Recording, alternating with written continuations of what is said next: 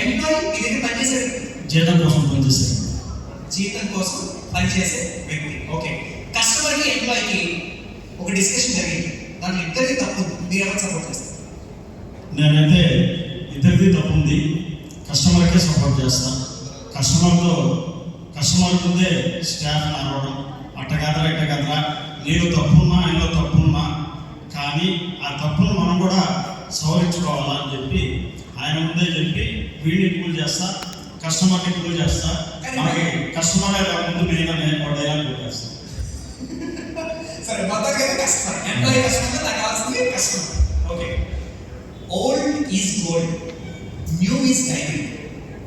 రెండిట్లో ఒకటే, old is gold, new is diamond. New is diamond నేను దానికి ఇంపార్టెన్స్ ఇస్తాను. ఎందుకంటే ఇప్పుడు నెక్స్ట్ జనరేషన్ అంతా కూడా అప్డేట్ ఉంటుంది.